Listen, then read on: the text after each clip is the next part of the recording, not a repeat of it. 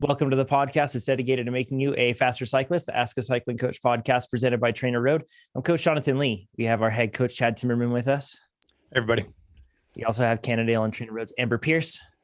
Good morning. And our CEO, Nate Pearson. Hello.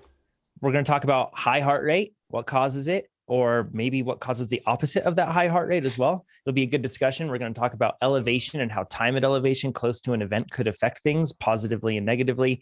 We're going to talk about anaerobic work capacity and lots of good stuff. It's all questions that you submitted at trainerroad.com/podcast. So please do that this week. Any training question you have, go ahead and submit it there.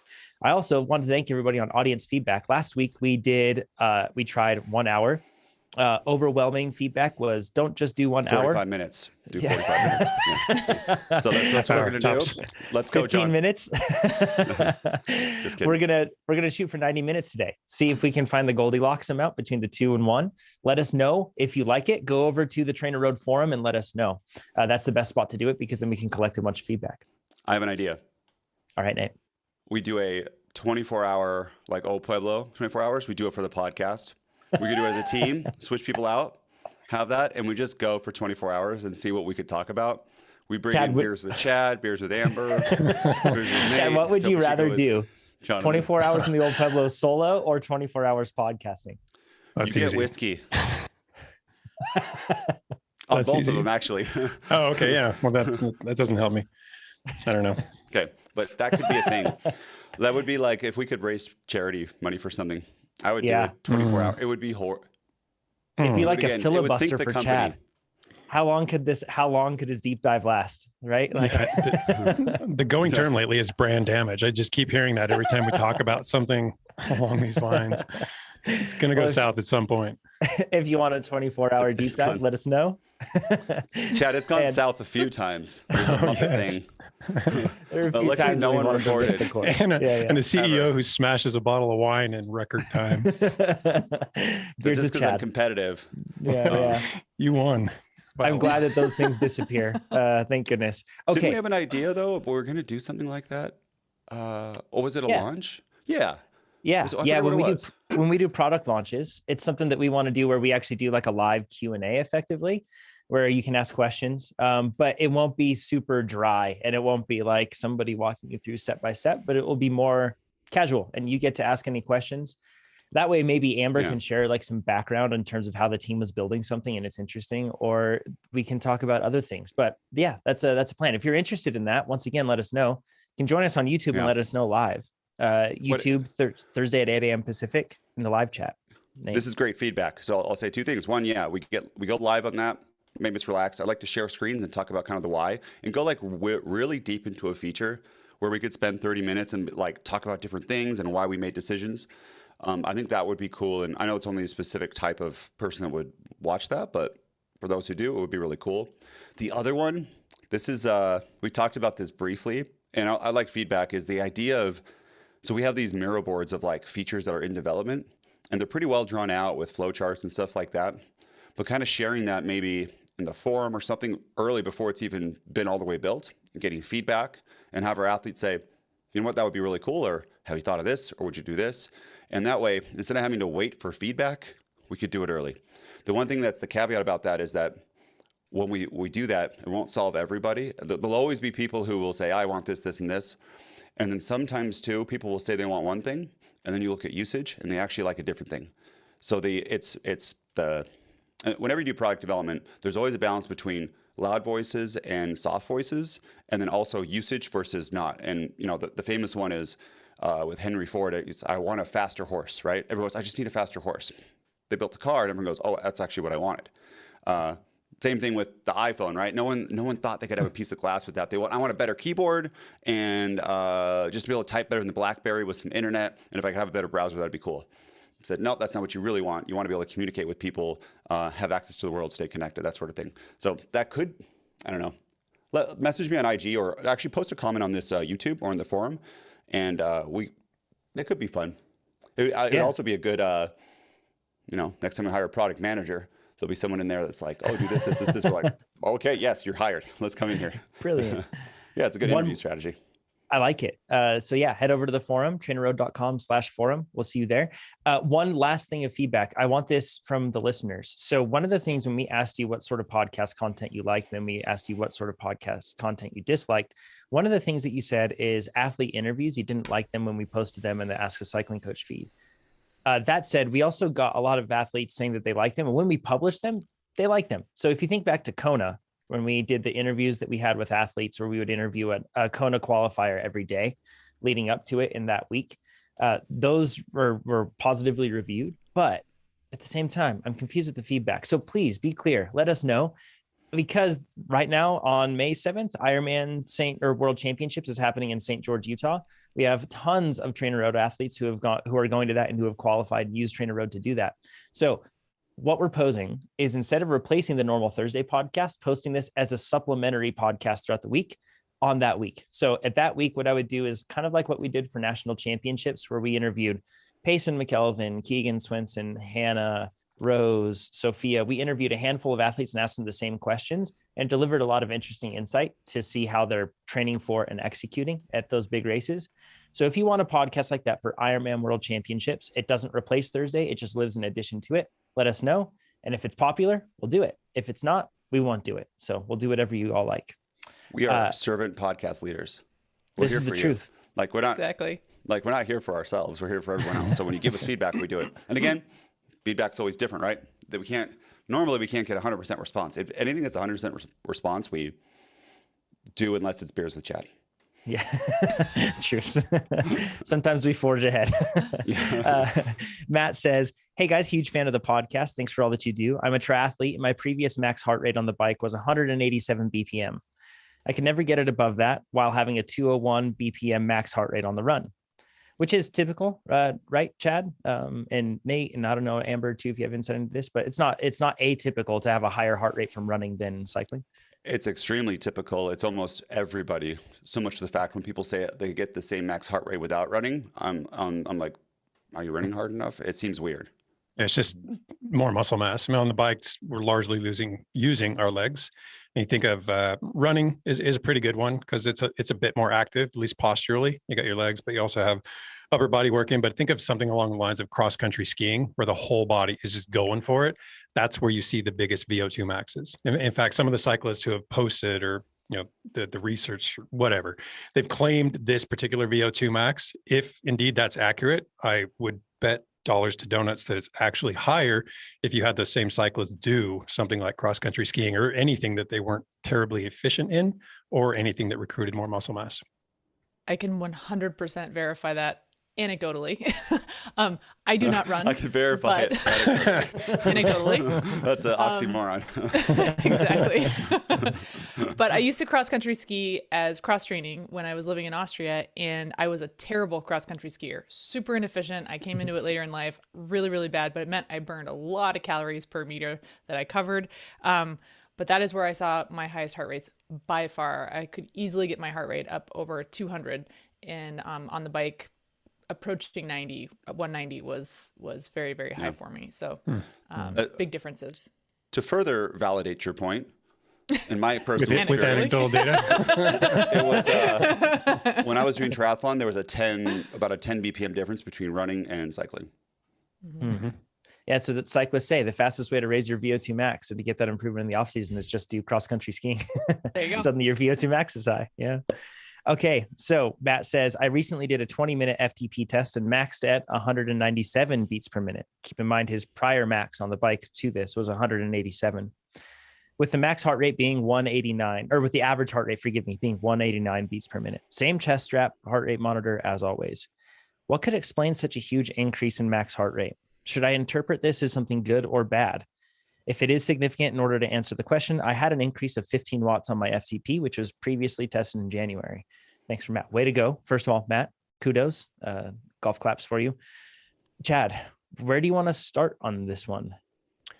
Well, first off, I'm a little bit curious, and this just occurred to me. Why is Matt reaching a maximum heart rate on a 20-minute test? What's going on here? I mean, he's not following the on-screen instructions that specifically say, during the last minute, during the last 30 seconds, this isn't a sprint. You're simply trying to write it out. The fact that he's achieving max heart rate has me wondering a little bit. So shame on you, Matt. This is a ramp test. Totally. I get it. But during a 20-minute test. Yeah. Shame, he says. Let's cut that audio. Yeah. It's like anytime he like quits an interval, it's like, we put in the app, shame on you. And we say the person's name. Yeah. Negative motivation. Sean would like it. Yeah, it works for me. Yeah. Okay, so I want to approach this from a different perspective, Matt, and ask what instead might explain the lower maximum heart rate during your previous FTP tests, not so much why this one was so much higher. First off, your running has demonstrated that you have a much higher maximum heart rate, which already suggests to me that your most recent test was done under more optimized conditions. And when I say optimize, there are a lot of things that we can tweak, bend, and shape so that we get, so that we're never going to be optimal, but the things that we can improve. And I'm going to home in on a particular few: hydration, heat stress, and then just training fatigue, or really overreaching, because that's what training fatigue is. So I'll look at just a handful of studies, starting way back. And anytime we talk about heart rate, we can go way back, because this has been in existence and studied and analyzed for decades, whereas, power is kind of new to the scene, relatively speaking. So 1974, Rowell, they speculated that cardiac drift, and you've undoubtedly heard the term before, heart rate creeps up over a certain duration, was due to total body water loss. And not specifically the water, or actually the water, but the water was a direct result of heat stress. So the water loss was an indirect effect on the heart rate, but really in this study, they're talking about heat stress.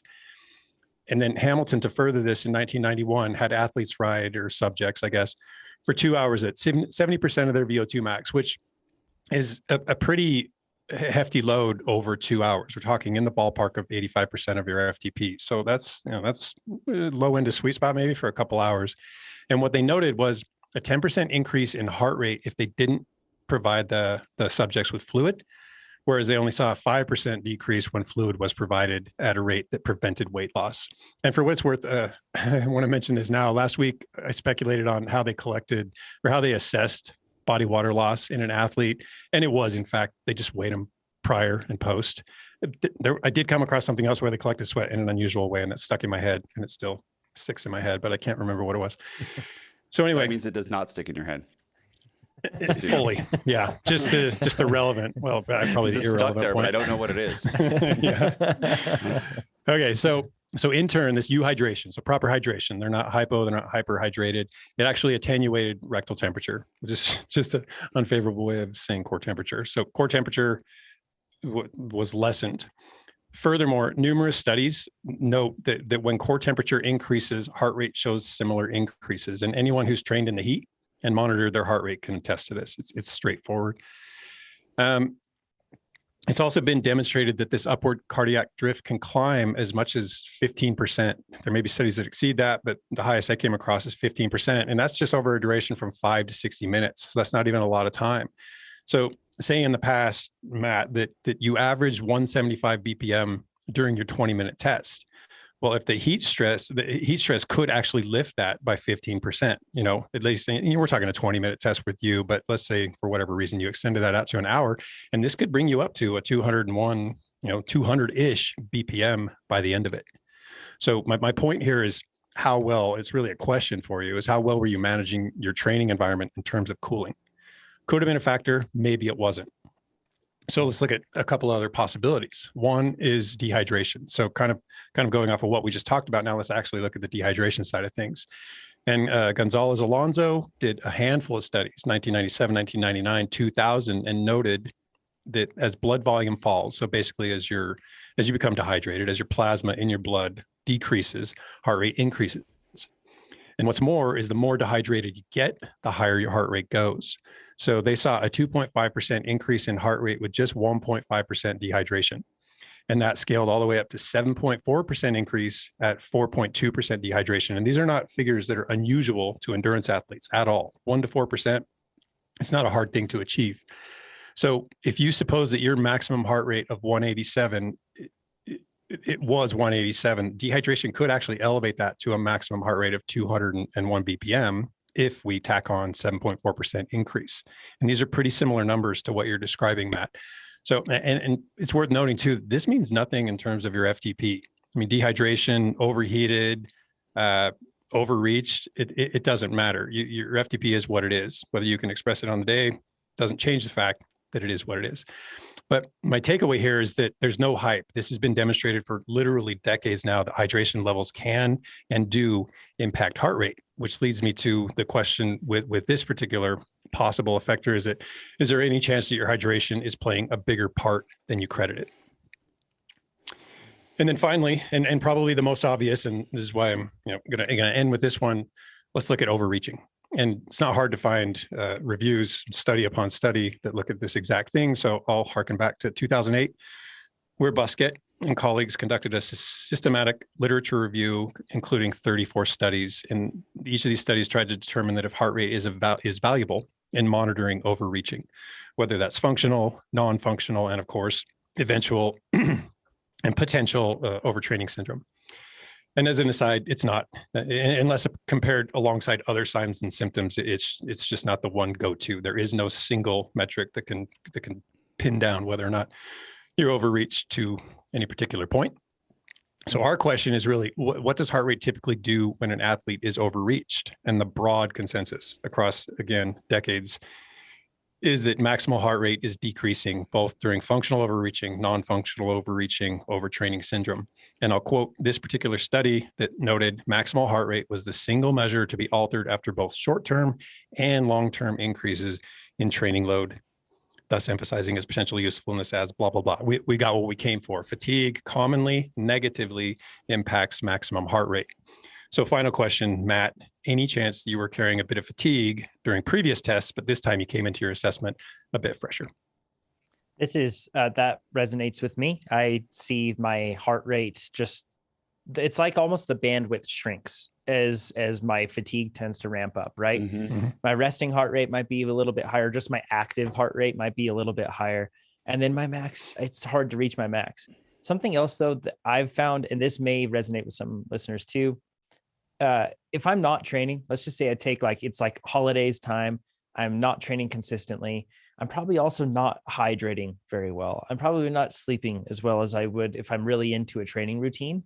And all of those things tend to then give me, and then couple that with some freshness that I've added on from not training, then my heart rate can reach really high levels. And this is what I've seen, particularly like November, December time, where that really happens. Like after Cape Epic, I took, I think, a week and a half off the bike.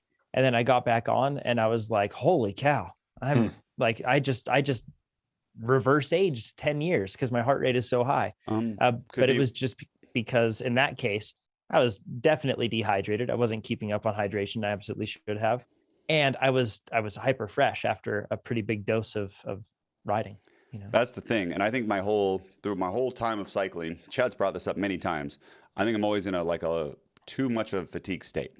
Like I do too much, as everybody knows, and then I don't rest. And then when I do rest and I take time off like that, same thing, John, you do that first ride and I'm like, my heart rate is, I haven't seen it in 15 years that high. Yeah. But really I've just been I've had a depressed system the whole time of not sleeping and not sleeping enough, not resting enough.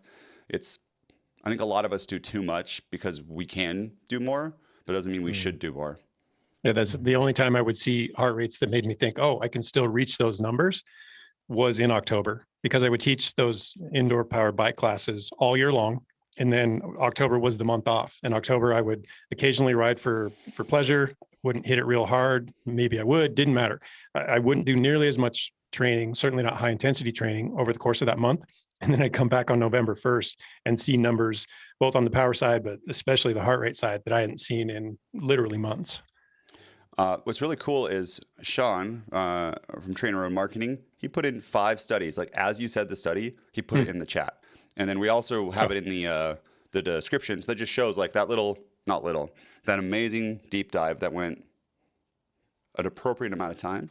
5 studies right there, right? I mean, that's what Chad does, is read all those things. And it, without counting them, I don't know. Chad, I'm proud of you. Hey, thanks. Yeah. Well done, Chad. Again, well done, Sean. 300 65 podcasts. No, Constant improvement. We talk about it all the time. This is just another form of it. Amber, what are your thoughts on this? I'm sure you've experienced this across different sports too and everything. Oh yeah. You can't overstate how awesome it is to feel fresh on a bike. There's a lot to be said for freshness, and I've definitely been overtrained as well. So all of this is really resonating with me too. One big thing that could possibly be overlooked here. Matt says he's using the same heart rate monitor strap as always, but even using the same strap, everything else, I've had plenty of times where my heart rate monitor reads wildly off. Particularly if you have like fabric rubbing on some heart rate monitors, that can cause static interference, and then that causes it to increase. Optical heart rate monitors, you have to have, like on my watch here, you have to have a really good seal to your skin. And then even then, some people, like I have like pasty, freckly, terrible skin. And I think, so I've heard from DC Rainmaker, I don't know if this is scientific, but this may be the only spot where our terrible skin is beneficial, as it seems to work well with Your optical heart skin. rate. Yeah, there we go. Yeah. Well, fair for you if you're listening, bad for me. But yeah, anyways, it seems to vary wildly. And to think that like your heart rate monitor device will be just perfectly consistent day to day is a big assumption, and one that plenty of times we get weird heart rate monitor readings. So that's not something to ward out either. You may very well just have, if you've experienced something like this, it may just be because your heart rate monitor is reading a little weird that day. So that stuff happens for sure. We mentioned it before, but I've seen this. I don't know. I've been doing this for like, 15, 18 years or something. And it's been consistent across the whole time. Heart rate straps, especially the older ones, you put them on right away. You start something, and the seal, there's not like it needs to be a little bit wet. And you can use gel or stuff. I think Chad said he licks them directly. No, I like my fingers. No, he didn't say that. He showed that to us. Okay. I did. Yeah, and I still regret it. But yeah, I lick my fingers and I rub it on the strap. That needs to be an Instagram GIF. We need to put that up. There's a lot you could put behind that. It's kind of naughty looking. Yeah. Chad, that did not need to be said. Got an HR Jonathan talk after this. Yeah. Sorry. Anyways, okay, and you'll start doing whatever your sport is, and your heart rate will say like 230 when it's actually like 140, and you'll feel this, and it's really hard to just. It's like go. You still feel your heart rate, and it's freaked a lot of people out that they have some kind of issue. I believe the new Wahoo straps don't do it. I think even the new Garmin straps don't do it, and I don't probably Polar too, but the older ones. It was an issue for a long time, and it was a firmware thing.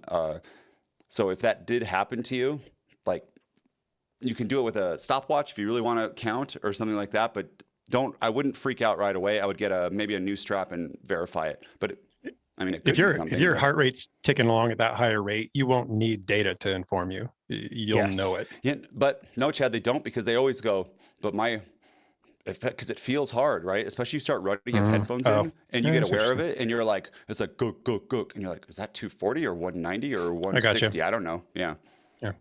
One thing I do want to add to just what Chad, having experienced arrhythmia, it's profoundly different, and it's terrifying versus like when your heart rate's really beating hard and you're working hard, everything else. Arrhythmia feels, at least in my case, 100% different. It was a big difference. So.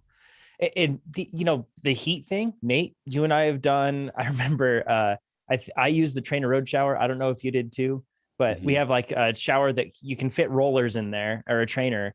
And we turned on a heater in there. It was extremely hot, and then turned on the hot water, and it was just like a wet sauna in there while training. And I think I was riding it around like 40% FTP, and my heart rate was to the roof. Like it was like threshold. Yeah. Yep.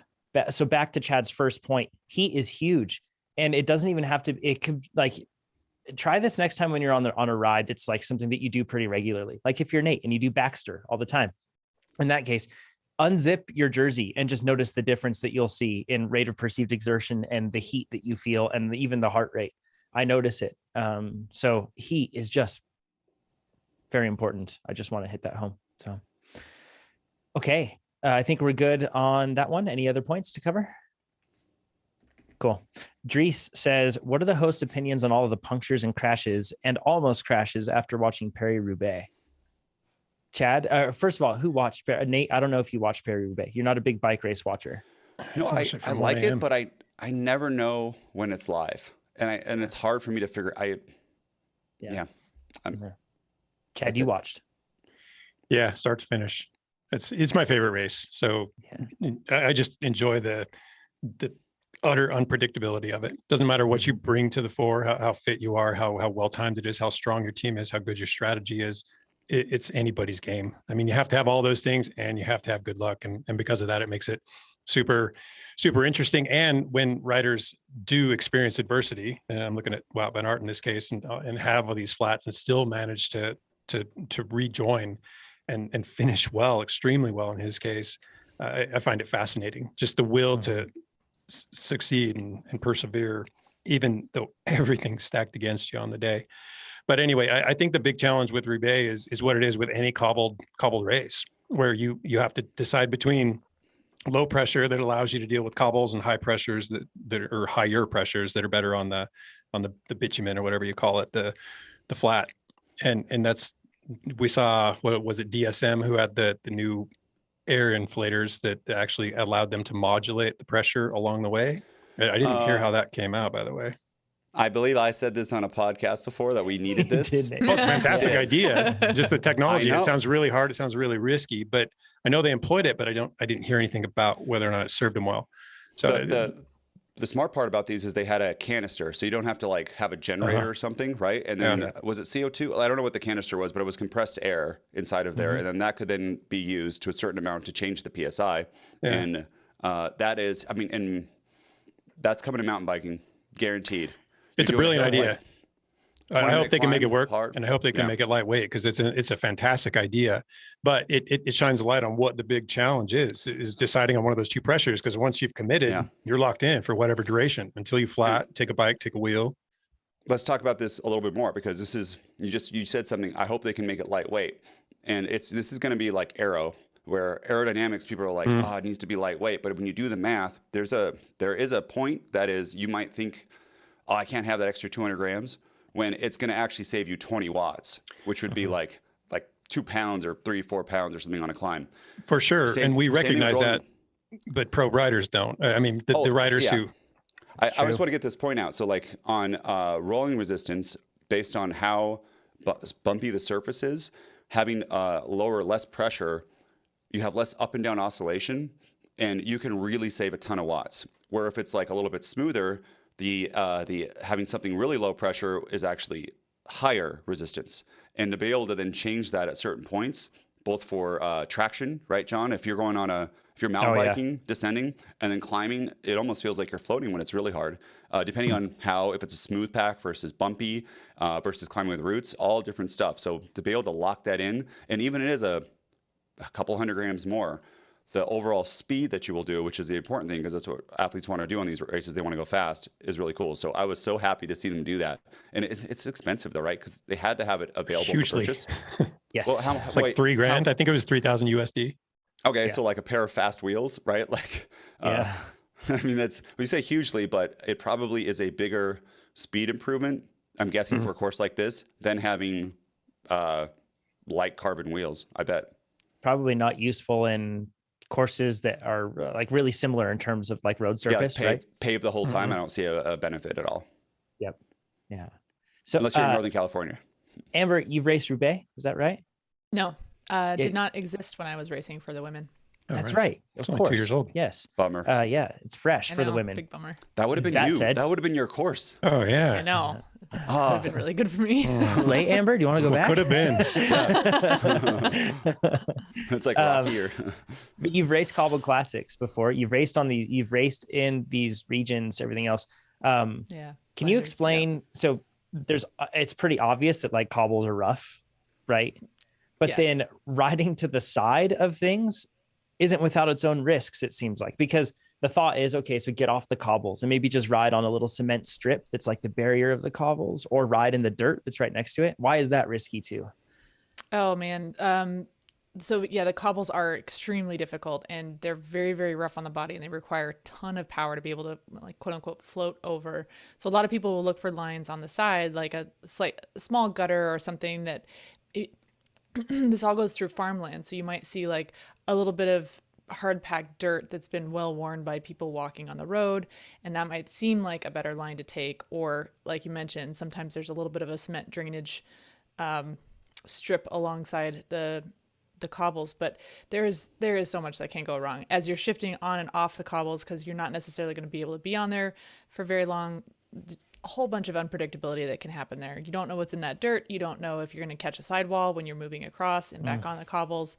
There's a whole lot that can happen. It's very hard, and you have to be in position to get the good lines, or you just get stuck taking the leftovers, and the leftovers are not great. We'll say what Amber just mentioned, it's super how you can catch those edges that you wouldn't otherwise catch, and how that can slice a sidewall, or how that can cause a pinch. This year, the unique thing about Roubaix, it was probably coupled with a particularly dry spring and a drier, warmer day than what it typically has.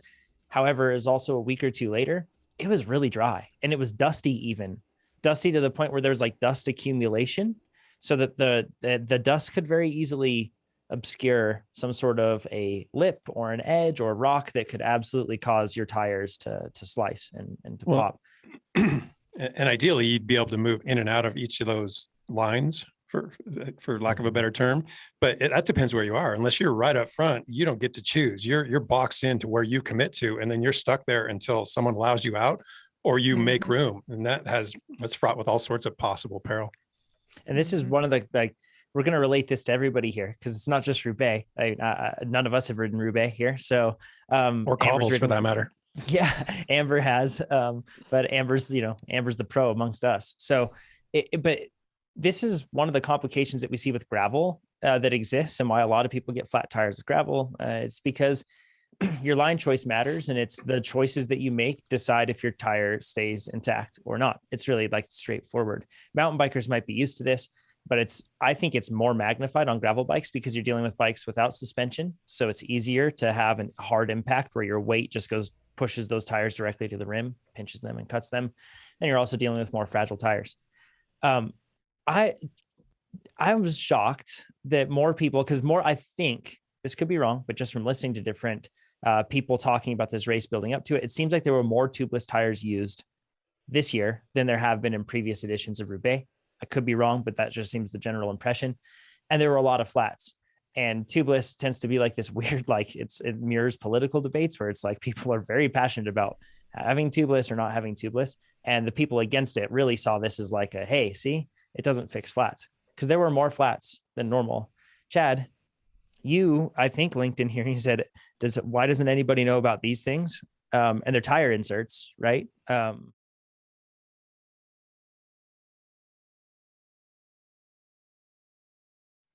Yeah, and actually, I can't even take credit for this, because this was a thread that was circulating on our bike racing Slack channel, and I tuned into it long enough to get a whiff of this, and then went and looked them up on Amazon, and was like, oh, this is a fantastic idea. They finally made it to road wheels. Mm-hmm. Yeah, I posted about this about a year ago. I think you missed it. The road ones?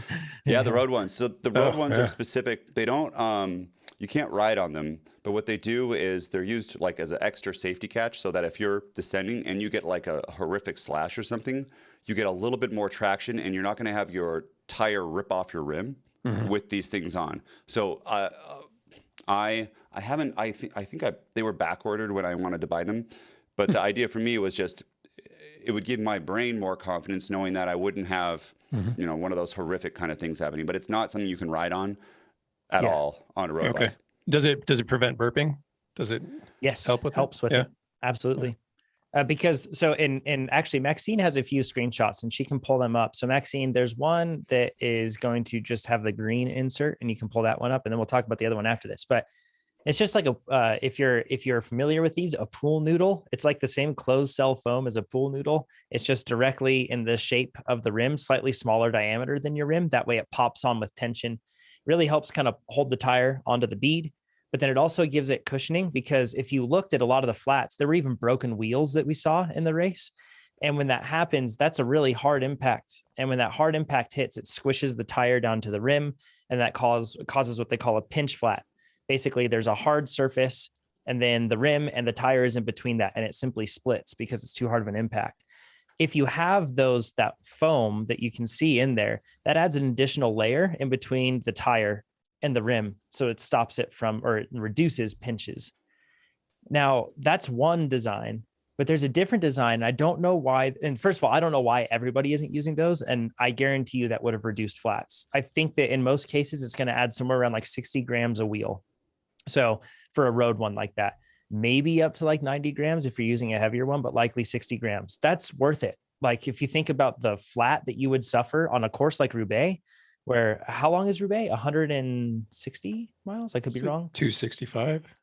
Yeah, kilometers. Yeah. So, and then I think it's got 5,000 feet of climbing over the whole thing. And that's it's kind of hard to piece together a route like that in a lot of places that has that low amount of climbing. So it's not a climber's race. 60 grams per wheel, you're fine adding that on. It's not going to make a huge difference, but boy, a flat makes a massive difference, especially when you have such really strong athletes driving the pace at the front. And if you come off, you're off. Like you're not going to get back on.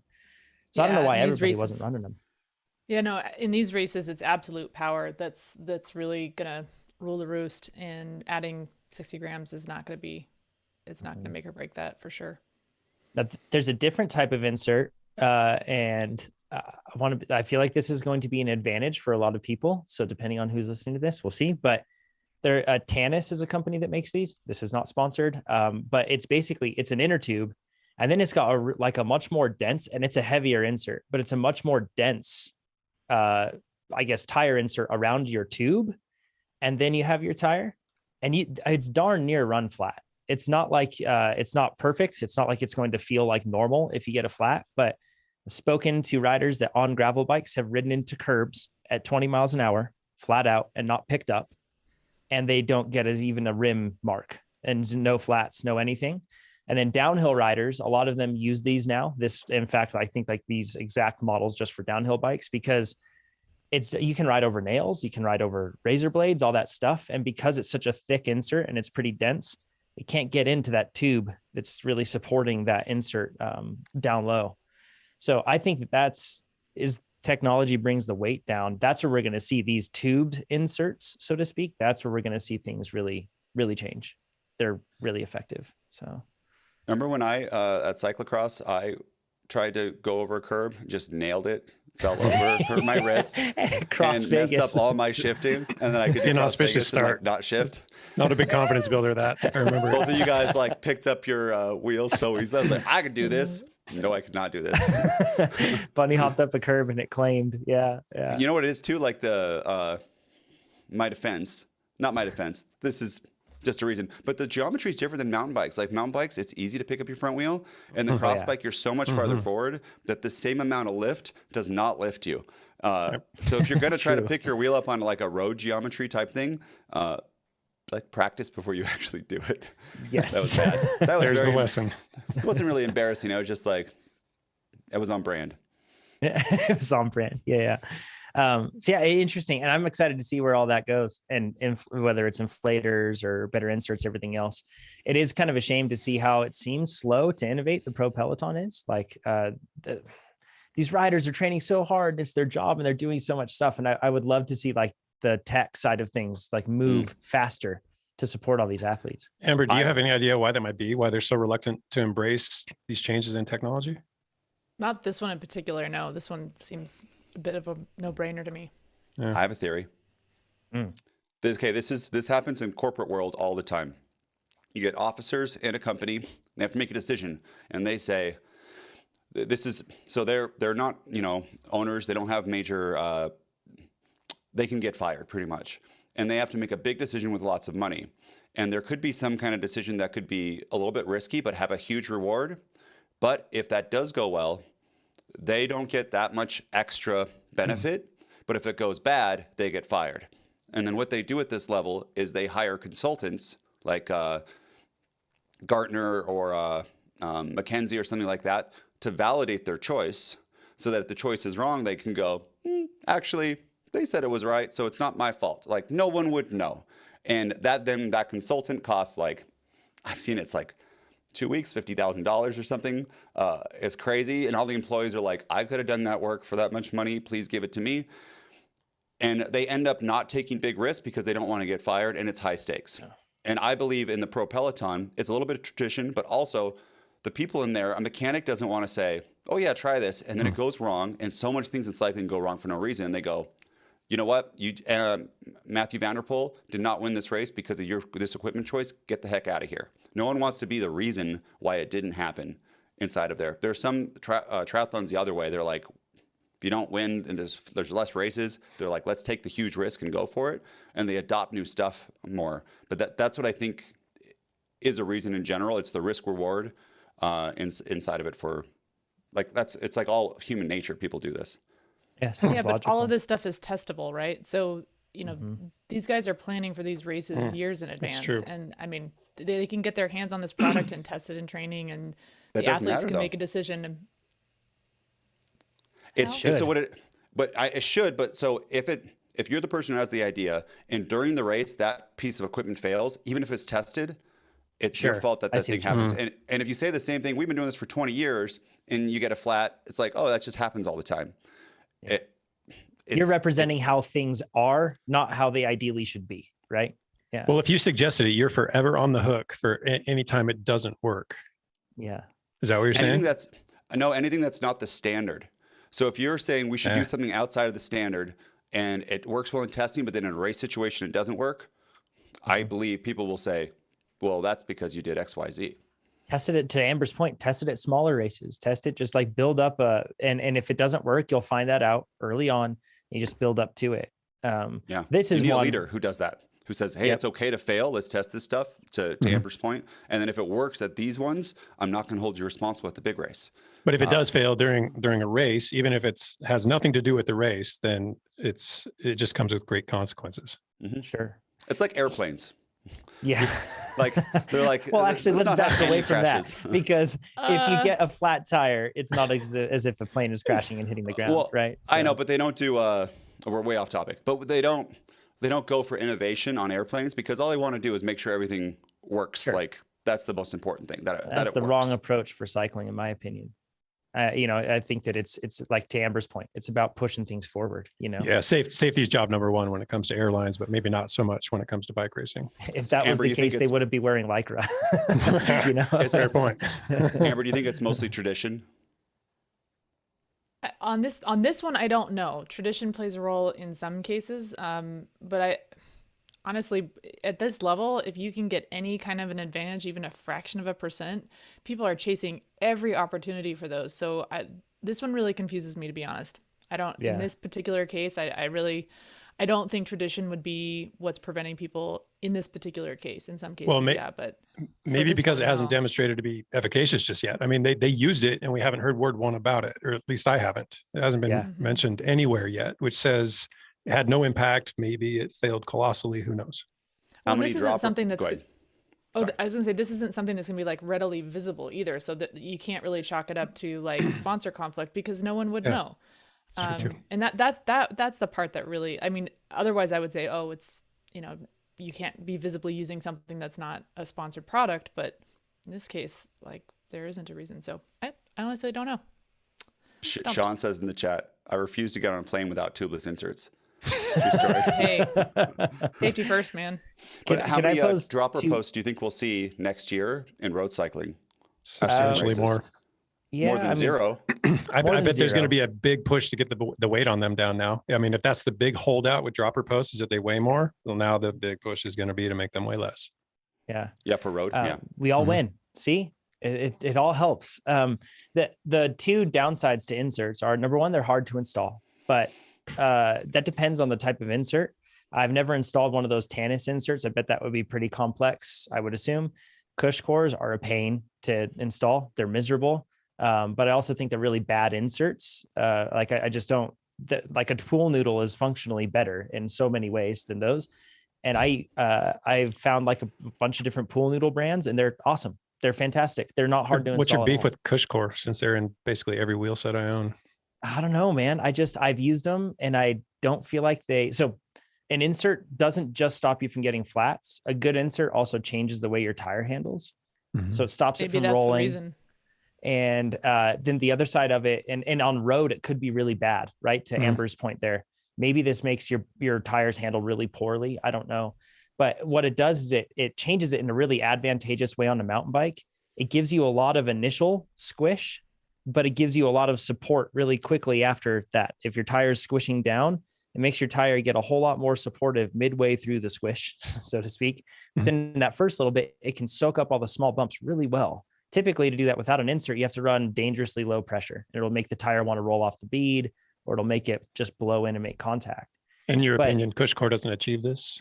No, it doesn't take up as much volume in there. It stays really low, and it kind of pushes out sideways rather than being something that's big within and taking a lot of volume up within the tire. So the handling could absolutely answer this question. So if it changed the handling, feel the sensation of the bike substantially enough, and people didn't have time to train on it and they didn't like it, that would absolutely be a reason to totally.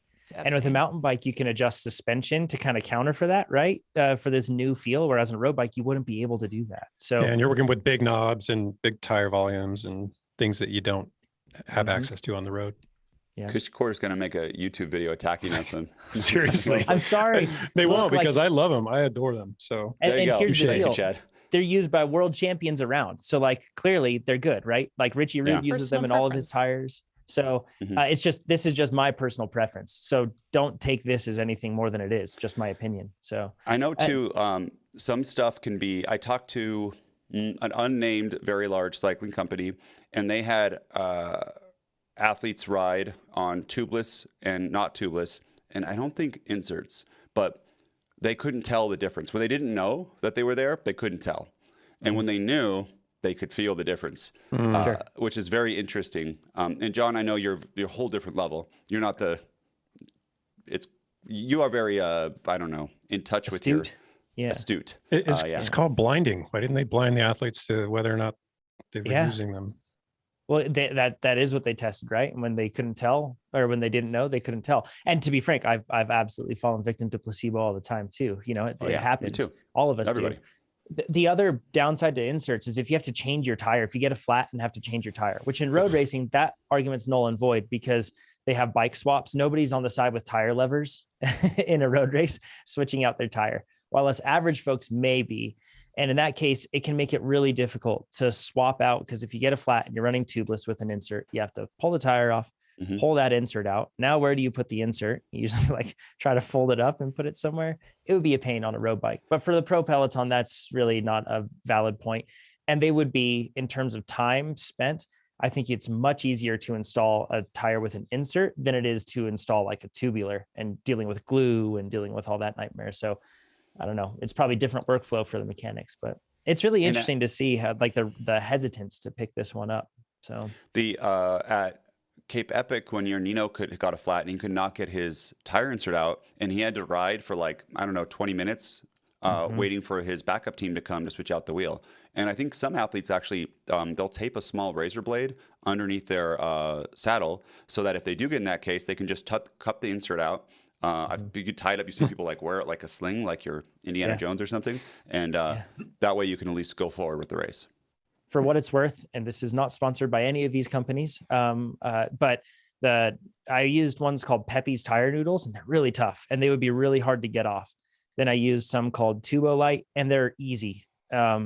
Trail side, it wouldn't be an issue when you're installing it and you have plenty of time. Absolutely not an issue. But is that what those Tubolitos are? No, strangely, Tubolito is like a tube that is like hyper light, and that's like a good spare to carry. Yeah. So, anyhow. Yeah. You wanted banter, everyone. Well, careful what you wish for. Let's if get you into bring it forward, people will say it's bad. Right. So he's got to not mention it. Oh yeah, sorry. You just doomed us.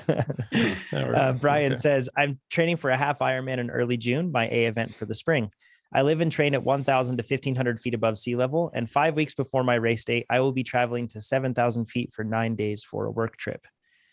I realize that my power and recovery will be impacted by the altitude, and I don't want to put myself in a hole that I'll only have 4 weeks to recover from. So how should I adjust my training? Thanks for the incredible work on the podcast. I've become a stronger and savvier rider as a result. Sweet. That's the goal. Chad? Love it. Yeah. Elevation. Okay. So short and sweet. You're only going for 9 days and you have 4 weeks to recover. So relax. First and foremost, let's just get that out of the way. But okay, Brian, what you're effectively describing is classical or traditional altitude training. And it's just like a camp where it's natural, live high, train low. First off, and I feel this is a little obvious, but I'm going to put it out there anyway. If training low is an option that's available to you, obviously exploit it. Train as low as possible. Your problem solved. Sleep high. But my assumption is that you're going to be training high also. So my expectations and recommendations moving forward will be with that in mind. Excuse me. The live high, train high approach does actually offer evidence for improvement. I mean, again, this is the classical traditional approach. This is what elite athletes do, and that's where the data is. So elite athletes can typically cover the expenses, or their teams can, their sponsors can. They can handle the logistical challenges. They have more opportunities to repeat the exposures. They'll often repeat this sort of exposure, and Amber can probably attest to this, 2-3 times a year. And in doing so, they reap quicker adaptations with each subsequent repetition.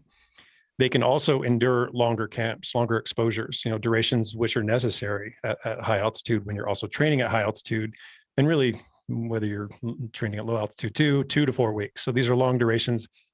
That's a hard thing in terms of expense and logistics and all the things that you would have to get in order for a non-elite athlete to do.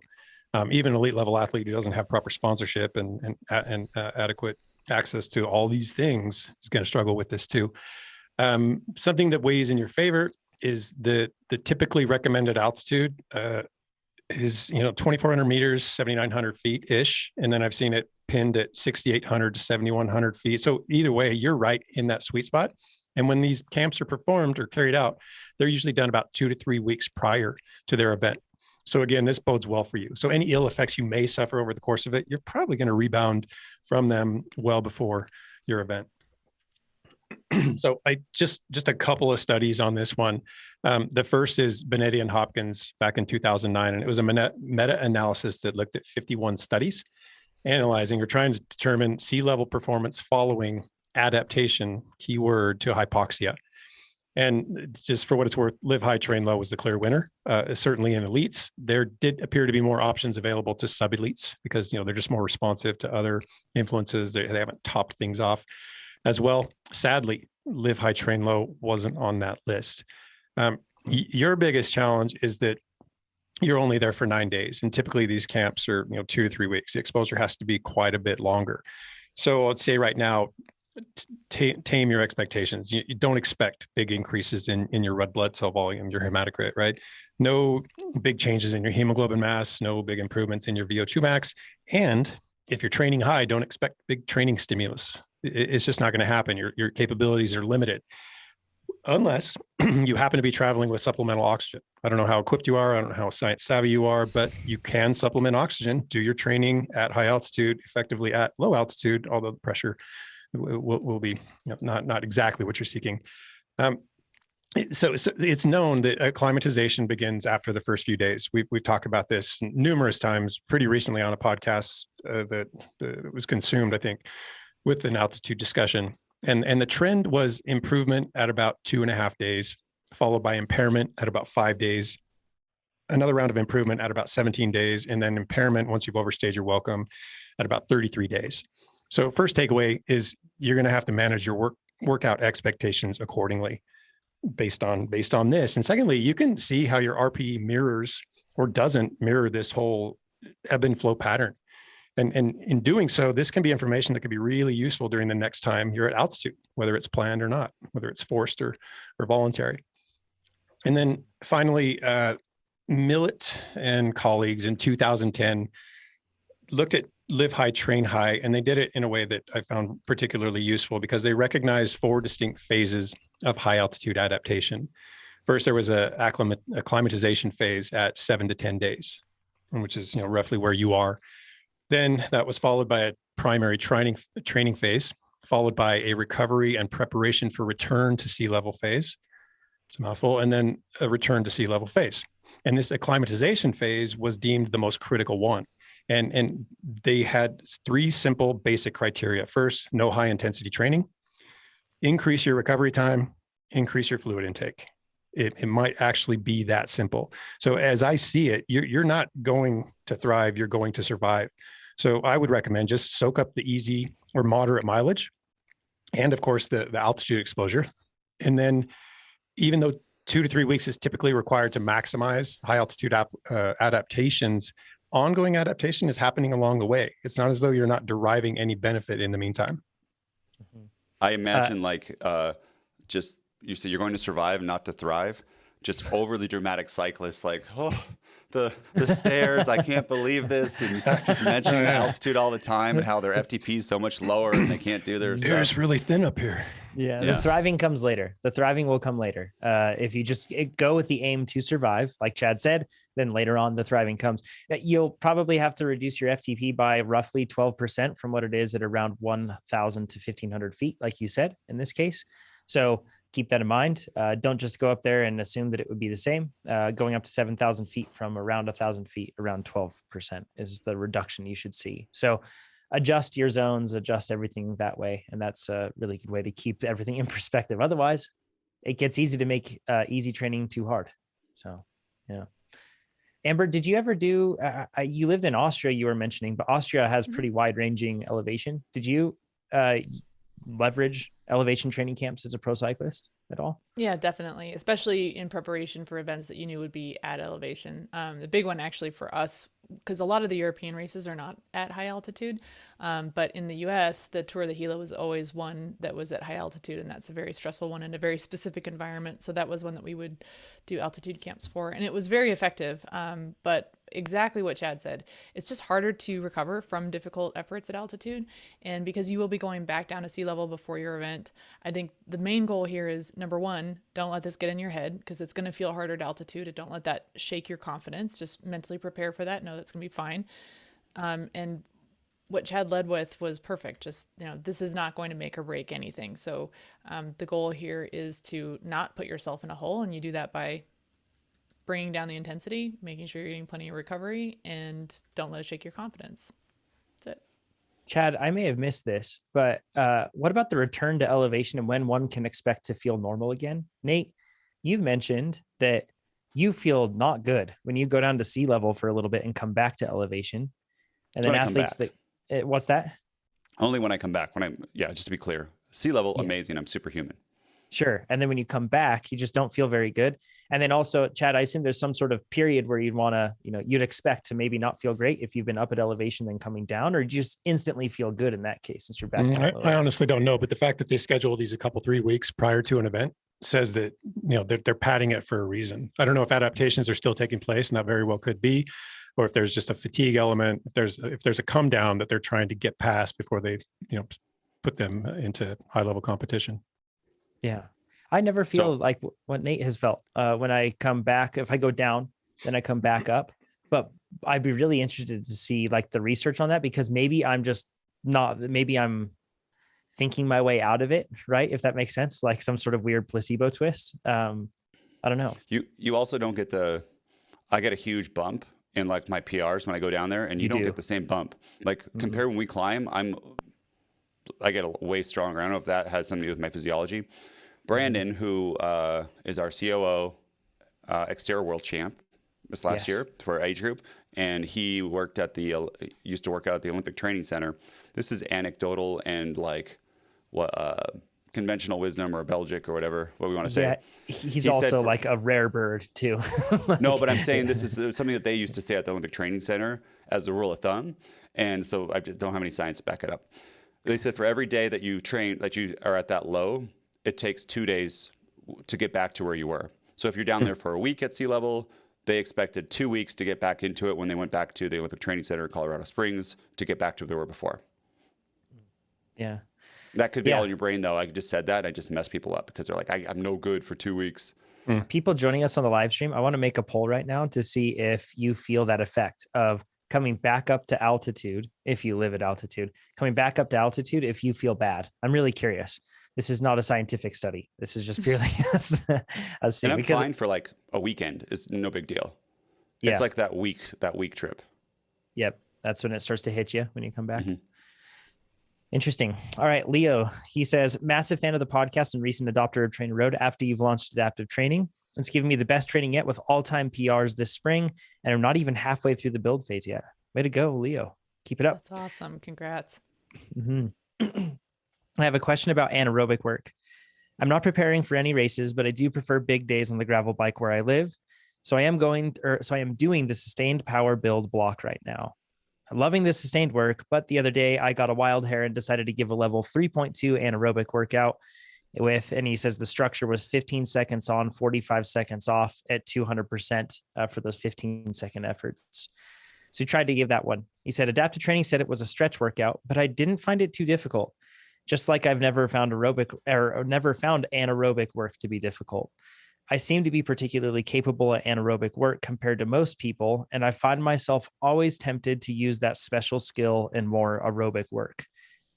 I've heard you mention anaerobic work capacity and high AWC, he's saying in quotes, before, but I don't fully understand it. So is my experience personifying those terms? And should I resist the urge to rely on my anaerobic capabilities when riding during those easier efforts, I believe is what he's getting at there. So thanks for humoring my internal questioning and hope the resulting discussion can serve others. So this is maybe first, Nate, do we kind of want to talk about progression levels here a little bit? Yeah. And discuss that first. Progression levels, what they do is they break out 7 zones. So threshold and anaerobic have different relationships to your FTP. But the way that it works is you can kind of forget about the relationship FTP is as you work in those zones, you get points on your workout, and then your next workout is progressively harder if adaptive training thinks it should be, or it could be less. And basically what it does is it measures your performance independently. So that threshold, VO2 max, anaerobic, endurance aren't tied together. And as your new FTP happens, we kind of keep that same shape of your fitness, and then we keep adapting based on how you perform. So in this case, where someone is doing sustained work, not a lot of anaerobic at all, the system doesn't have a strong signal, a recent strong signal of anaerobic. So if you do a bunch of that, especially sustained power, your VO2 is going up as you're doing it. Probably some anaerobic power too with sustained threshold work like that. And so you will do a workout that is, your anaerobic level will be lower. You do that workout, you kind of bump it up. And they only went to 3.2, right? 3.2 out of 10. And they were able to do a stretch one. That is perfectly in line with what I would expect for this person to do coming back into it. If they said they did raise their FTP and they did a level 10 workout and it wasn't that hard for anaerobic right away, that's some Pete Morris level stuff. And that is a very outside the bell curve rider who can do any kind of test or have AFTP detect it. And then like maybe a level 3 or 4 threshold feels very hard, but then a level 10 anaerobic does not feel hard. That happens to Pete, which is kind of crazy.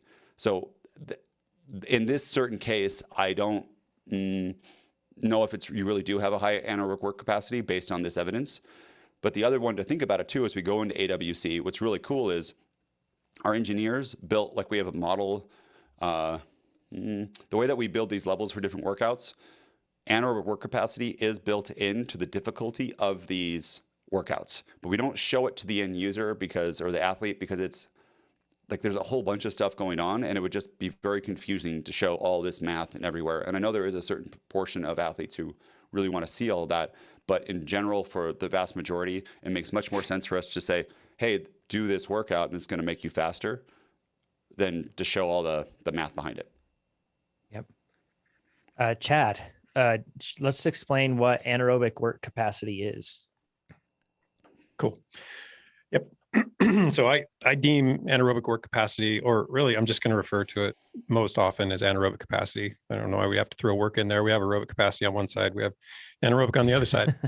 Good point. But too often I see this as the unsung hero of bike racing, and I say bike racing. So we'll get to the specificity of its application in a little while, but this is something vital if you're a bike racer.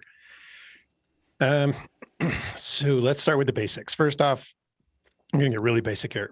Like I just said, work is performed either aerobically or anaerobically, and work for us is muscle contractions, right? So energy turnover is what supports these muscle contractions. And we have, ATP, we break the bonds. Now we have ADP. So a triphosphate became a diphosphate. We can break it again and it becomes a monophosphate. Okay. But what we need to do is eventually reestablish it as ATP. So we release energy when we break the bond, and then we resynthesize it, and now it's ATP again, and we can release energy again. Now, the frequency and force of our contractions are limited by this rate of energy turnover, what I just described, going from ATP back to ATP. And it's especially limited when we're above our FTPs. And this is the time when we're leaning really heavily on our anaerobic energy supply. So anaerobic work capacity, or anaerobic capacity, is the work that we can perform above FTP. And if you dive into the literature and the couple of studies that I linked here, you're probably going to see the term critical power, or CP. There is a nuanced difference. It's critical at the research and very analytical level, but for our purposes, you can interchange those two terms.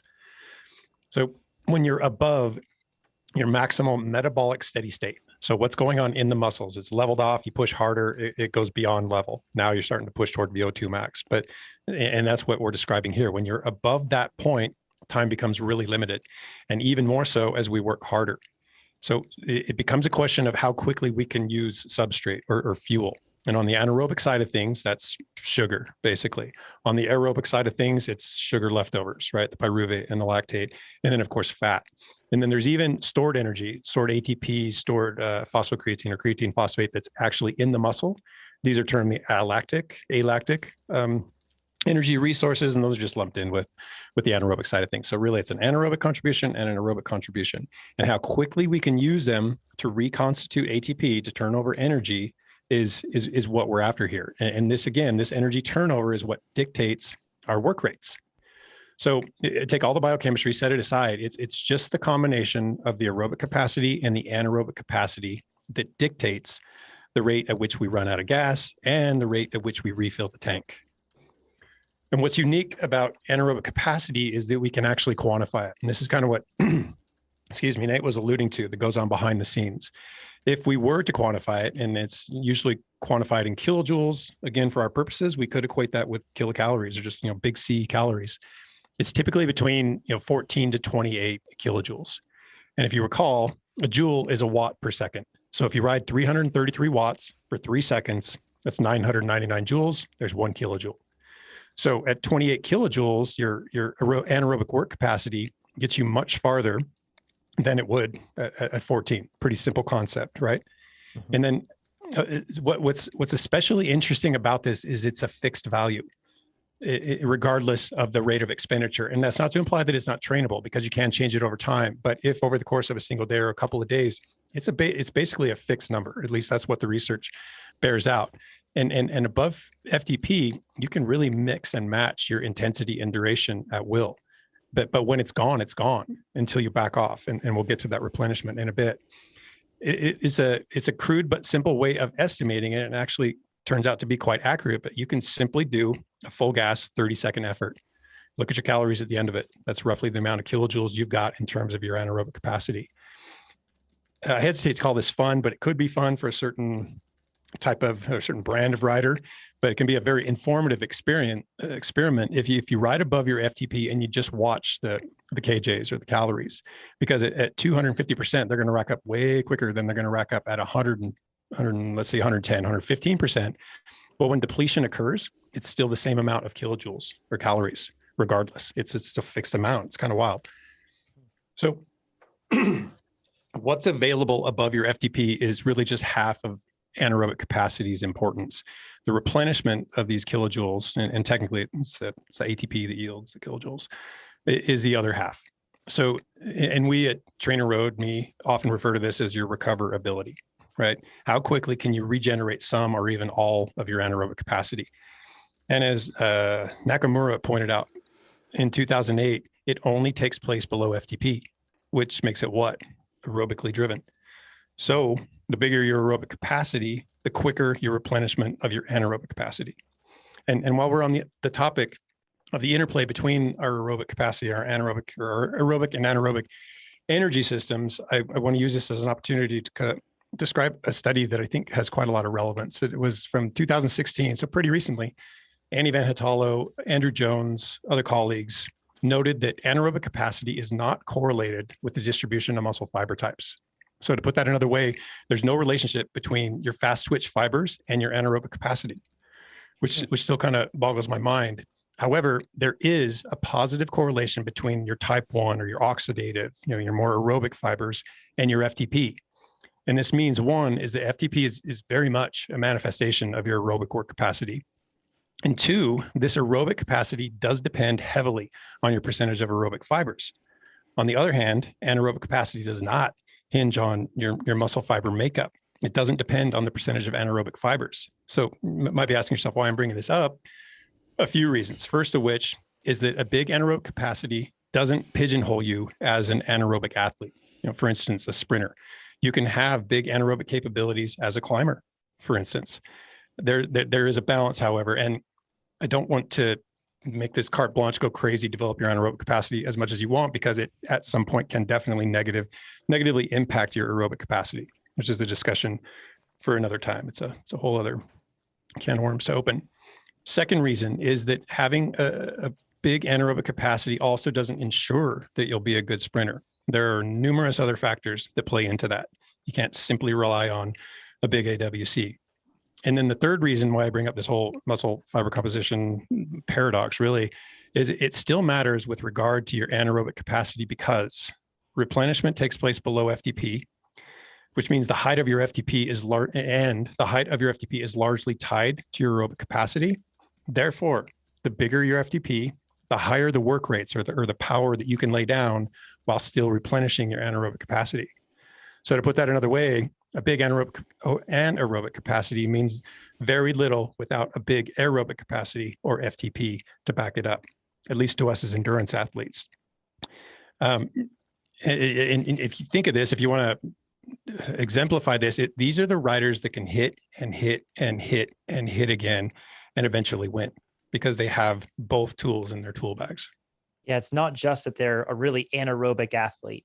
That's like the perhaps common assumption that we've all heard, that, oh, they're a very anaerobic athlete. But it's because they have such strong aerobic fitness that it's supporting their ability to be able to repeat those efforts. So really, we should be looking at that and say, what an aerobically fit athlete. Yeah, they're highly aerobically developed athletes who also have well-developed anaerobic capabilities. Yeah, it kind of flips the script from what our mind wants to assume. Yeah. Yeah, they're mutually supportive, not mutually exclusive. Oh, yes. Yeah, 100%. Well stated. Yeah.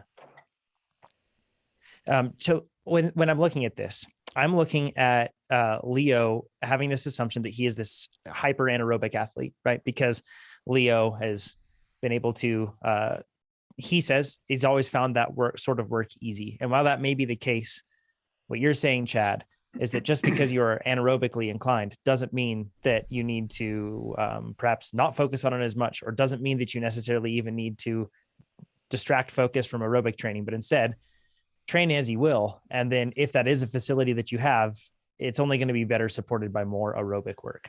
Yeah, and really whenever you see low-level anaerobic work or VO2 max work, or let's just focus on anaerobic work, early in a training phase or in your whole annual plan or season plan, it's base and build, and you're going to see a wide variety of workouts that, whether you recognize it or not, are still aimed at increasing your aerobic capacity. Ostensibly, it looks like an anaerobic workout. These are efforts done at 200%. So that's obviously anaerobic.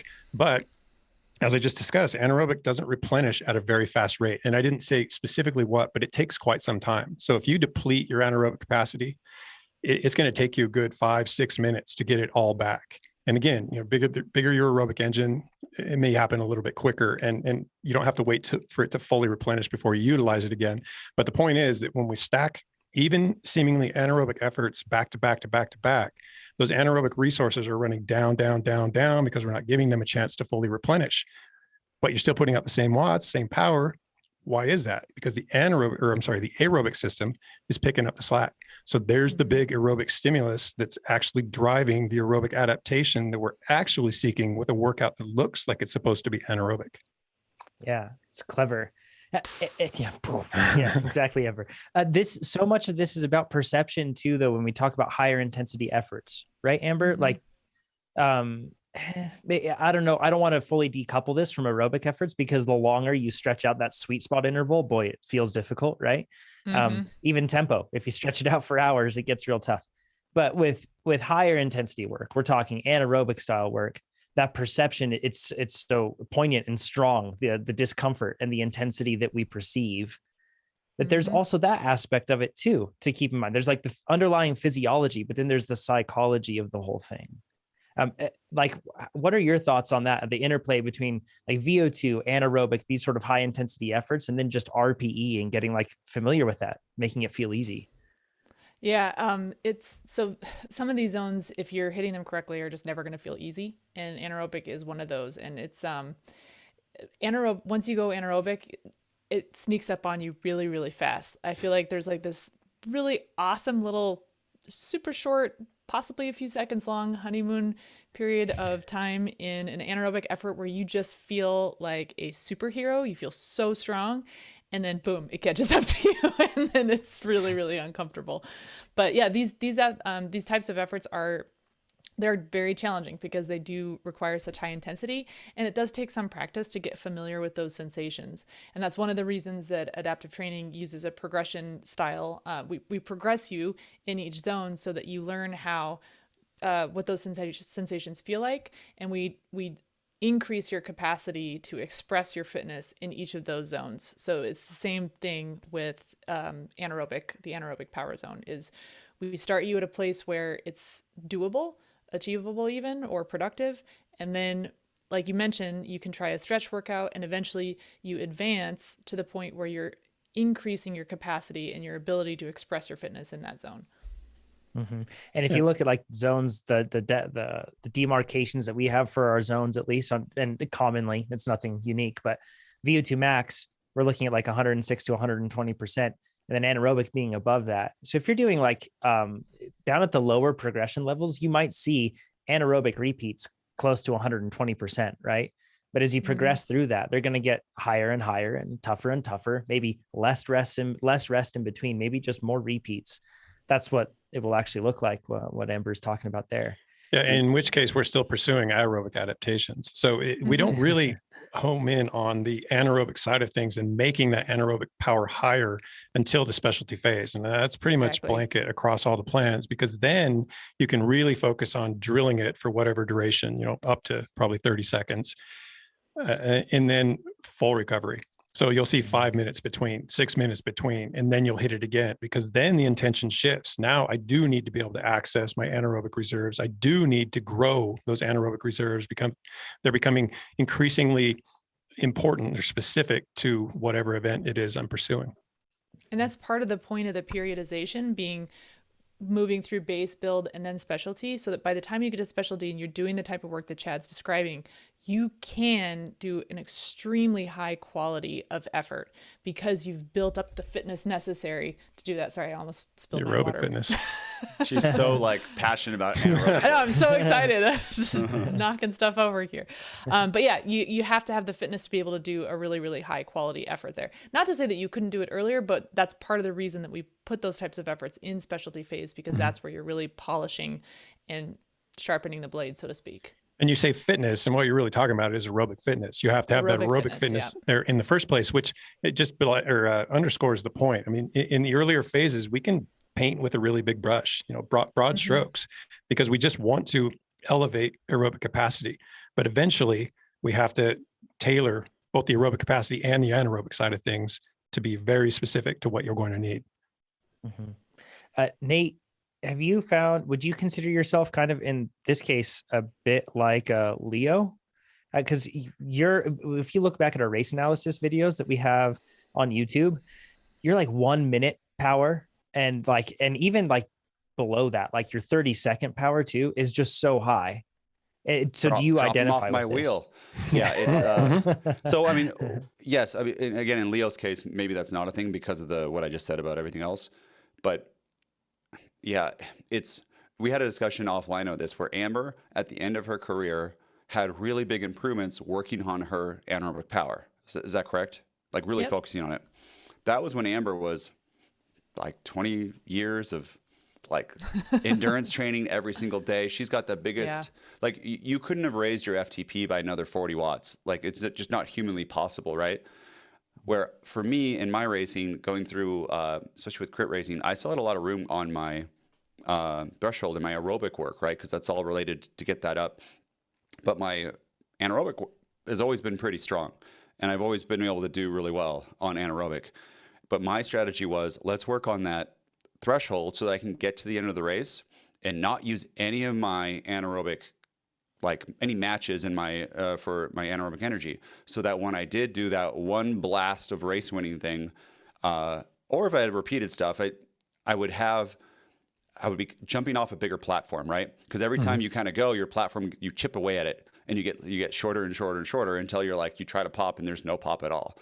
And hopefully everyone else around you is popping many times, and you're being a comfortable rider where there's surges and you're kind of floating back to people, and then it slows down, you float up to people, instead of doing that person where I have to be on this person's wheel exactly, and you kind of sprint up and then you hit the brakes, and you're just getting little bits of anaerobic over and over again that gets you tired.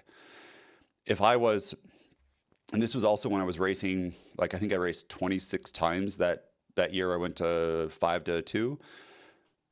I wasn't peaking for a certain one. I was just kind of training through them, trying to improve it. If I was doing nationals, I would totally be doing that 8 weeks before, anaerobic work and focus on that. I was kind of thinking of like seasons ahead of time because I wanted to get to Cat 1, then pandemic happened.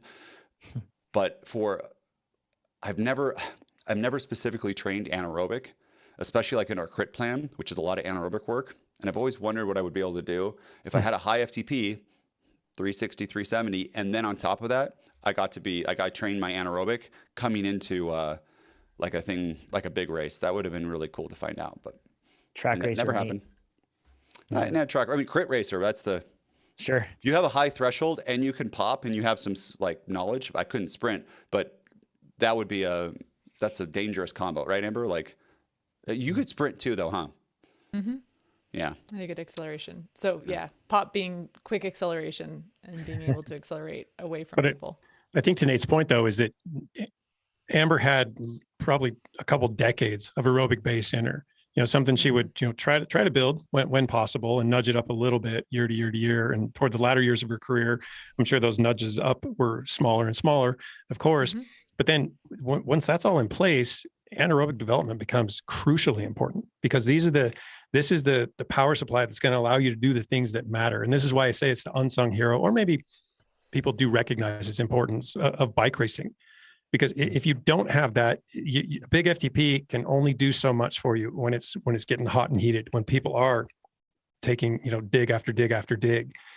I mean, everything, whether it's initiating a break, covering a break, bridging to a break. I mean, all these things. And then of course, all things finish line are anaerobically dominant. Mm-hmm. It's like sometimes too, it's 10 seconds. That's the whole difference in everything. If you can last 10 more seconds than everybody else, heck, 1 second. How many times have we given up on chasing that wheel, right? And if we had just like held on for just a bit more, they were about to ease up too. Yeah. And let me piggyback on top of that. When we're talking about improvements in anaerobic capacity, I mean, you can spend 6 weeks to get a 2 or a 3% bump in it. But if that 2 or 3% bump yields you 1, 2, 3, 5 more seconds at that same power output, how meaningful is that? How useful is that in situations such as those? That's why I always look, my body doesn't know that I held that interval for 2 minutes exactly versus 1:59 or 1:58. But I always tell myself in training, it's at least motivational for me, that when I hold on those extra 2 seconds, that is the sort of thing that does make the difference on race day. It does. I feel like I don't want you to by a lot of close margins. Try not to portray that as psychological though, because I think a lot of things in bike racing are indeed psychological, but we're kind of working with hard math here. And Amber talks about when it goes, it goes. And if you want evidence of that, I don't want to spoil anything, but today's stage of Tour of the Alps, watch it. It happens. It happens, and it happens in a hurry. It's there, and then it's not. Yeah. When Chad said, in ways that are meaningful, when we're talking about bike racing, it's those moments where the selection gets made. It's the break that ends up sticking, or it's the split in the field that creates a front group and a chase group. Those are the moments that are really crucial if your goal is to race bikes and to get results. You need to be present, and you need to be making those selections in the races. And we talk a lot about aerobic fitness, and that's the baseline engine. You have to build that engine. But then in my case, it was as Chad mentioned, decades and decades and decades of building that engine and then adding the anaerobic capacity on top of that. Because once you get to that level, the differences in aerobic capacity are really not going to make the big difference. It's that anaerobic capacity that's going to help you, dig that little bit deeper, snap the elastic on a breakaway and make that breakaway stick versus not. Whereas if somebody who's earlier in their career, your focus really is building that engine, because as Chad led with, that engine supports the anaerobic capacity and vice versa. So you really, really want to start with building a super, super strong engine. No need for me to recap any of that. That was amazing, Amber. Great job and good discussion. Last question is from Lauren. She says, "Hey host, I love the podcast and consider you all the coaches in my corner. I know that's probably super weird since we haven't met, but I'm sure I'm not the only one that hears Chad, Amber, and Jonathan and Hannah in their head on race day. No mention of you, Nate. You're conspicuous there. So you don't want me in your head on race day. It's you guys. did you how much sleep did you get? How's this? Yeah, I could see it. Yeah. My question is simple. How do you motivate a group to work together? We have a dominant rider who tends to break away and we just let that rider go every time. And I'm sick of it. When I've tried to encourage the group to work together, nobody seems to care or follow my lead." Amber, can you lead us on this one? Because this was literally your job, was to rally a team to do something together. Yeah. And I just want to start by saying this is something that's really common in women's fields. Oftentimes we'll have a smaller field number. We won't necessarily have multiple teams that have multiple athletes on them that are executing team tactics. So if you have a strong dominant rider, it can be difficult to motivate the group behind, because you might be motivating a group of individuals who are riding as individuals, not as teams. And that's a tough thing to do. And we'll get to that in a second. But before we do, I want to talk about this just more generally, because in road racing, it is very common to have what I'll refer to as inter-team tactics, where multiple teams will have the same interest and they will work together to achieve a goal up until a point where those interests are no longer aligned. And a good example of this was early on in my career, we were racing the Tour of Montreal, and one of the other teams had a rider who was leading the overall GC, but the GC was not a sure thing going into the last stage. Our team had somebody who was very, very capable of winning the stage. And so our directors talked before the race and said, "Hey, let's work together. Our team wants to have the overall and your team wants the stage win. Our overall leader will lead out your rider for the stage win if you can help us keep the field in check to make sure that we hang on to this GC lead." So I was instructed to ride the front to make sure that we kept control of the group so that the GC leader didn't lose her lead. So I was actually effectively working for another team in that situation, because the two teams' interests were aligned and we were able to work together in that sense. So this is really common in the sport where directors... Wait, what happened at the end? Did you guys...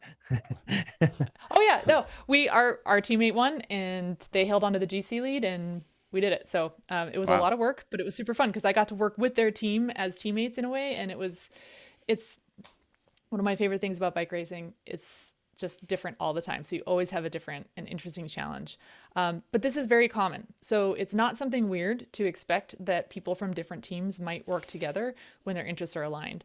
When you're in local race-o and you're dealing with individuals, that's a really different thing. And it might be worth having a conversation before the race. And I think one way of approaching this, because it's scary to put out that effort when you know that, okay, if I'm going to be chasing, and let's say best case scenario, I'm working with two other people who are also chasing, are they doing more work than me or am I doing more work than they are? And am I giving up my shot at a good result because I'm working hard to chase when not everybody in the field is willing to chase? At the end of the day, you don't know if you don't go. And it's probably a good idea to just say, hey, we know 100% the outcome of this race if we don't chase this rider down. We're all racing for second. So why not approach it with curiosity and give it a shot, see if it can work. And even if you can get just two other riders to work with you, you can look at, maybe you're not dragging the whole field around, but you talk to two other riders. Hey, I'll attack. I'll try to initiate a breakaway. You guys come up with me. Let's work together and chase this down if nobody else is willing to work with us. There's different ways of approaching this, but I would, see if you can get people excited about the idea of racing for the win instead of racing for second place, and acknowledge that, if we catch this rider, all bets are off, and then we can each race for a result on our own. But until we get there, let's work together because our interests will be aligned for that period of time. It's definitely worth a shot. And I would say keep trying, keep chatting, even if maybe it's too late when you're in the race to get people to wrap their heads around that. But if you can get some commitment before the race, that'll help a lot. It's almost like battlefield plans. They rarely land well, or they're rarely well thought out when they come up in the race, and they don't necessarily received well because we've all built up the race in our mind that it's going to go in a certain way. And if you can get in before that's been built up, then yeah, it's a super good insight, Amber.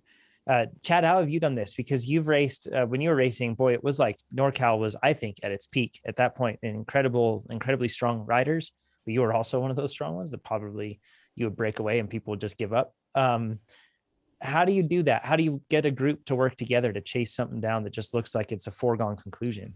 Yeah, that's, I like that I've been on both sides of it because it's been tremendously informative. I mean, when I'm the guy laying down the pain, I have no idea what's going on behind me, but I'm not always that guy. I haven't been that guy in a long time. So I've been on the other end of those things where you do have to have that communication.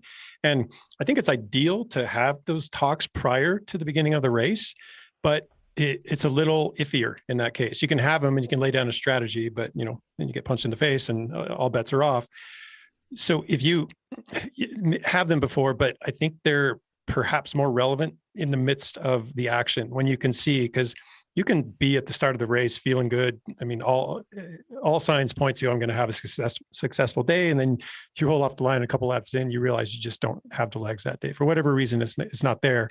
So now you have to weave yourself out of that strategy, or you have to modify your strategy and communicate it to all those people with whom you've built that strategy. So, I mean, none of them, no solution is going to be ideal, but I do find that the pre-race ones don't stick as well as the in-race ones, in my experience. Both useful, both definitely have their utility, but within the race, I think my least favorite scenario is when the foregone conclusion rolls off the front and people just bow their heads and now they are racing for second. And I find no greater motivation in a situation than that one to communicate.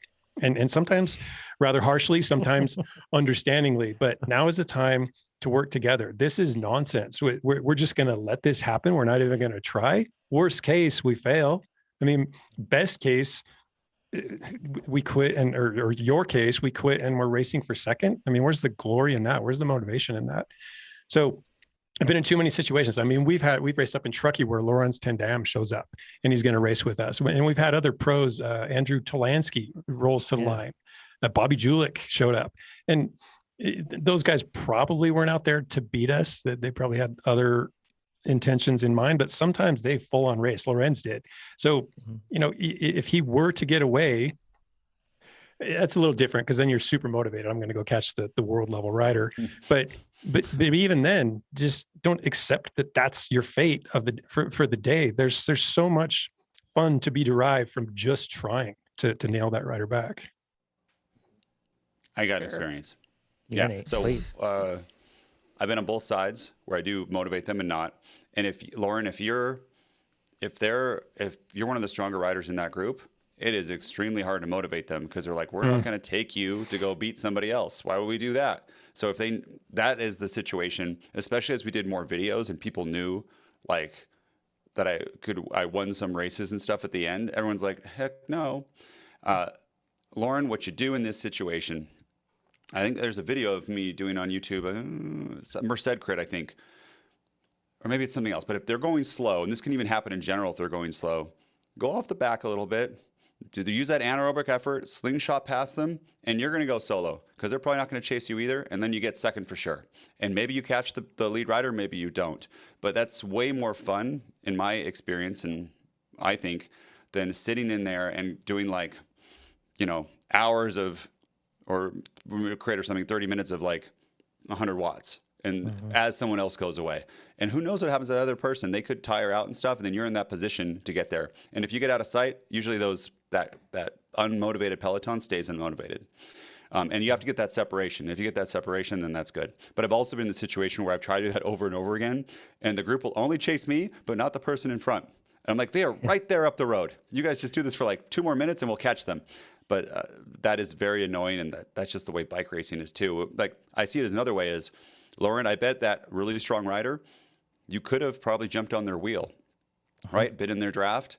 So another strategy is to make sure that you go with that strong rider, do everything you can, figure out what your weakness is. I think a lot of, Amber, correct me if I'm wrong, but a lot of times in women's racing, you're racing with the same people every single time because there's not that many people. Yeah. And if you know your weakness is, hey, she has more pop than me, work on that pop so she doesn't get that separation, and then just sit in her draft, take small pulls, or don't. Another way, she's so strong, you have to take a single pull. There's no reason when you're off the front. Just let her pull you the whole way and then try to race for the win at the end. And Nate, you described becoming a known quantity as a rider. And if that's happening, it's really likely that you're learning other known quantities in the race, the danger riders, the people you have to concern yourselves with. And those are the people it's especially easy to be communicative with. When you're out riding, those are the riders you roll up to, or will probably roll up to you, and you can on the road strategize, or you can pre-race strategize. And that kind of narrows, because I mean, what a crapshoot, just going up to someone and saying, hey, I don't want this rider to roll away. Will you work with me today if I try to go after him? You don't know what you're going to end up with. But as the season rolls on and you learn people's characteristics, are they workers? Are they fast? Do they have a pop? Are they good at sustaining power? Will they work? These are the conversations you want to have. These are the ones worth, leaning into. That's a really good point, John. Sorry, John. That's a really good point, Chad, is I've done this before when I was trying to get points, and I know there's a big field and maybe there's some sprinters in there, and I can either get 0 points or some points. And I'll go to somebody else and say, hey, let's go together. If it's us two at the finish line, I'll let you take it and I'll get third place. Therefore, I get points. As long as you don't lie, because you lie once and you're never going to be trusted again. And you say, hey, you got to make it clear though. If there's 3 of us, I'm going to sprint. Only if it's us 2 at the end will I give it to you. And that is a great strategy too. You make little mini teams on the road based on strengths, and that can motivate someone who, at first I would say, let's go together. But if they say no, I'll be like, I'll give you second place. And maybe they'll say yes. And I'll pull you most of the way too. I just need somebody else to help me some. Information is so valuable as a bike racer. Like if you can get information on your competition, Amber's mentioned this before about knowing the field, showing up to Europe and having a totally foreign field, had no clue who anybody was. It's really hard. So let's look at the information you have, Lauren. Number 1, there's one athlete who is willing to do what it takes to win. Then there's the rest of the athletes who are not willing to do what it takes to win. So that much you do know about those athletes. People support what they create, but only to their abilities. So even if you rallied everybody together to say, hey, let's chase down this first rider, if they have a track record of not going after that, not doing it, you're risking a lot, assuming that they suddenly are going to do it now that they're all united. Nate and I have mentioned this before, but when we show up to races, a lot of the time we're known, and a lot of people are super kind and they say, hey, I want to race with you. I'm going to give you a really good pull. I'm going to do that, whatever it is in a race. And in most cases, that doesn't end up happening because we have great intentions, but we are what we are in terms of our abilities on the bike. So that one athlete wants to and can break away. That the other athletes have not done it. So bank on that athlete. My advice, Lauren, is number 1, like Nate said, go with that athlete. If you miss that athlete's move, that's okay. Don't get discouraged by missing out on their move. Instead, try to be the next one of them. And just work hard. And if that has you riding really fast in the field, just holding on your wheel for the whole race, well, guess what? Now they know that they can hold on your wheel. Now they're going to have a bit more confidence. And the next week, they're going to say, hey, maybe we can actually bring this person back if we work together a bit more. Lauren was working on the front the whole time, and we kept her a whole lot closer. Imagine if we all work together. It's a leadership vacuum, right? So in this case, you have one person who's taking the lead and making things happen. And then you have the rest who are not. And then probably you, along with others that are frustrated that nobody else is taking up leadership. So assume that role and see where it takes. It's really tempting to be frustrated and yell at people. And I can't think of a single time in a bike race, and I've seen something yelled at somebody where they then followed that advice. It just doesn't happen. So in this case, instead of yelling, just let your actions speak. Take those steps, move forward, and do what you can to be that next person. What you said about being a known quantity, the flip side also works really well. And I mentioned this before, I think, but a little bit downplayed my ability. on the podcast for a couple of years, and race analysis too. So yeah, it worked. That people underestimated what I could do. I think it switched when I won my first Cat 3 race, because everyone's like, yeah, that's blah, blah, blah. But then when I won a Cat 3, then people would start to follow me and like be on my wheel. But the ability to let your people think that you can't do this is amazing, because then they will, they'll let you go. It's not gonna work. They won't think of you or consider you, or they'll be focused on everybody else. If you can figure out how to do that, even with you train with your competition. I would train on those days. If we do a group ride, I'd be tired going in, right? So that's your fatigue day, and you're just like, oh, I'm so tired this whole time. They're gonna beat you at the top of every hill climb, so that when you are fresh in race day, it's gonna change a little bit. You're like, oh, I'm not left-handed, right? You're like, ooh, I'll get you. Inigo Montoya. Yeah, the older people will get that joke. That's a good one. It's a good one. Crit racing starts for me next week. I'm really excited about it. Local racing. What crit? Local stuff. Yeah. So everyone's, I know that on YouTube, you're probably not excited to see an oval race course, but remember, it's the racing that happens, not the course necessarily. So race analysis. Yeah. Oh, heck yeah. We're going to do it. I'm excited. Short socks, since you're a triathlete now? No, but speaking of the whole selling yourself a little low, I'm absolutely, just so everybody knows, I've been doing triathlon training, so don't expect a whole lot. I might show up without sleeves or something, but we'll see. Yeah, I'm extremely excited for it. I can't wait. Lauren, great question. Thanks for asking the question that probably was uncomfortable for you to ask. If you have questions like that, go to trainerroad.com/podcast and submit them. A couple favors. Go to whatever podcast app you're listening on right now, and please rate the podcast. That does a huge benefit to us. Last week, we almost doubled our ratings. It's fantastic. We're still not first. Yes, but we need to be first. So go to Spotify in particular and go and rate us 5 stars. If we don't deserve 5 stars, send us a message at trainerroad.com/podcast. Let us know what we need to do to the podcast to earn your 5-star review, and we'll do it as long as it's reasonable. So go and do that. That would be a huge help for us. And go and sign up for TrainerRoad. You have events coming up. You probably have friends that you're training with for a big gravel event. Get them to sign up for TrainerRoad. Give it a shot. Train together. See how adapted training treats you and your friend differently as you progress. That'll be super interesting, super fun thing. And I guarantee you'll get faster. So sign up for TrainerRoad. Rate the podcast. We'll talk to you next week. Thanks, everybody. Thanks, Bye-bye. everyone. Thanks, everybody.